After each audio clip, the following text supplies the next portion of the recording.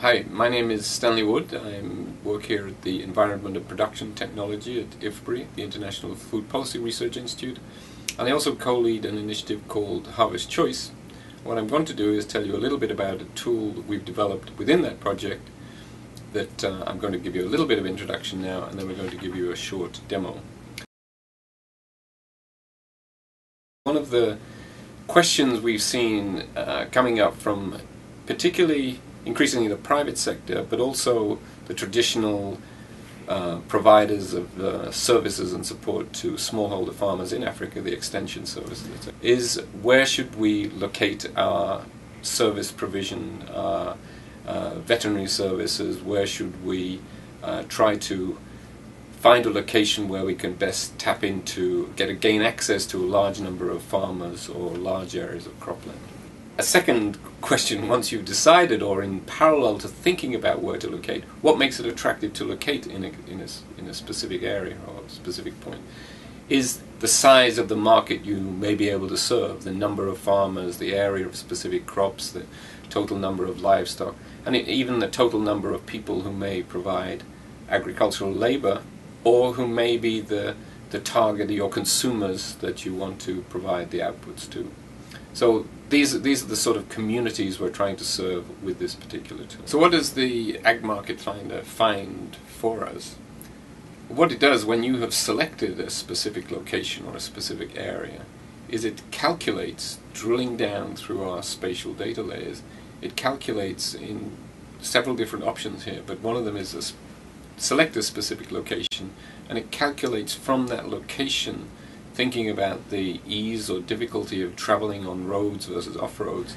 What is the time of travel from that location, moving outwards, and then calculating within each one of the time bands, within 2 hours, within 4 hours, within 6 hours of travel from that location, what area of specific crops, the production of specific crops, the number of livestock, the number of urban and rural people. And these are all the sort of layers and type of information which is going to be helpful to making decisions about the suitability of that specific location. And let's pick a location. What we're going to do first is use this first tool, the travel time tool, and we need to activate that tool. Click on the activate and then just make sure we have exactly the location we're interested in, and then select a location where we believe it would be interesting to try to find out what the market opportunity is. I'm going to click on that. The first thing you'll see happen is that that location is centered at the side of this panel, and you'll see here, up here on the right hand side, the status bar telling you something is happening. And what actually is happening is that the software is drilling down below this location through the various harvest choice layers on crop distribution, on livestock, on rural population and urban population.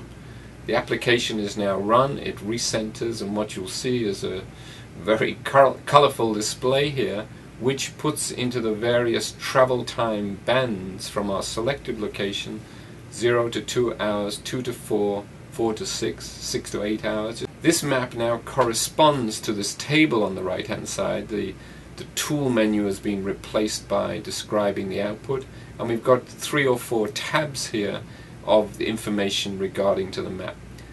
First of all, crop production. So in the bands of 0 to 2, 2 to 4, 4 to 6, 6 to 8 hours, what are specific production in terms of metric tons of a wide range of crops, wheat, rice, maize, etc., right the way through all of the crops which are included in the harvest choice spatial allocation model, which gives access to these the production layers. If we see 0 to 2 hours, what we see, the results of this say, in this particular location, maize is, well, not maize, sugarcane is the dominant crop, followed by maize, followed by sweet potato, followed by cassava. As we go further from that location, we start to get a wider diversity of crops. So these different access time bands and the amount of production are going to be useful to you to help gauge the relevance of that particular location. Production is perhaps more interesting for those who are interested in processing, in storage, in trading in the output. If you're interested in input, it may well be the crop area. What is the area to which fertilizer, etc. might be applied? So one of the tabs provides access to areas. If we click on the population tab, we will see again in the same time bands the rural and urban and total population, and then we can click here and go further out and look at the actual livestock numbers in terms of cattle, chicken, goats.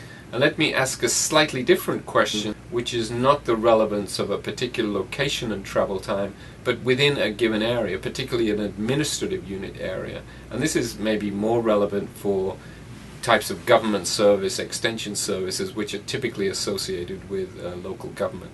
We activate that tool, we click on activate. Again, it puts that in the center of the image, and what it's doing now is going and collecting information from all of those same layers to accumulate up the number of crops, the production area, livestock population again.